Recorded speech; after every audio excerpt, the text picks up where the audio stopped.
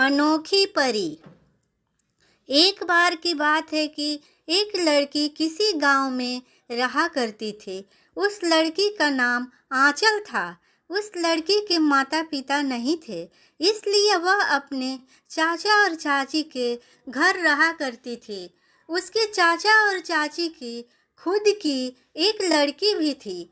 वह जितना अपनी लड़की को प्यार करते थे, उतना ही वह इस बेचारी आंचल से नफरत करती थी।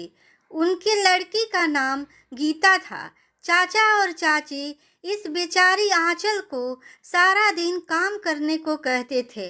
आंचल सुबह सबसे पहले उठती। सुबह उठने के बाद वह घर का सारा काम करती थी, छोटे काम से लेकर बड़े काम तक। जब वह सारा काम कर लेती, तब जाकर उसकी चाची उठती। चाची उठने के बाद आंचल के ऊपर खूब चिल्लाती और उसके काम की कमी गिनती। फिर भी आंचल उससे कुछ न कहती। वही गीता जो सुबह कभी 8 बजे उठती तो कभी 10 बजे, फिर भी उसे कोई कुछ नहीं बोलता था। वह कुछ भी काम नहीं करती थी, यहाँ तक कि वह अपने काम भी नहीं किया करती थी।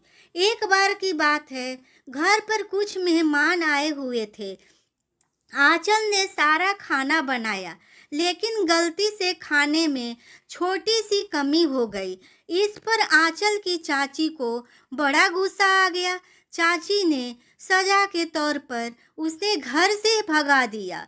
आंचल बहुत रो रही थी। वह कह रही थी कि चाची, आपके अलावा मेरा कोई भी नहीं है। मैं कहाँ जाऊँ और क्या करूँ? फिर भी चाची ने उसकी एक बात ना सुनी और उसे घर से बाहर कर दिया। आंचल घर से बाहर होने के बाद जंगल का रास्ता चुना। वह जंगल में चलती गई। शाम के समय वह जंगल के बीच में पहुंच गई। जंगल के बीच में उसे एक झोपड़ी दिखी। आंचल मदद के लिए उस झोपड़ी में गई। उस झोपड़ी में एक बूढ़ी औरत थी। उस झोपड़ी में औरत ने लड़की से पूछा, तुम कौन हो और कहाँ से आई हो?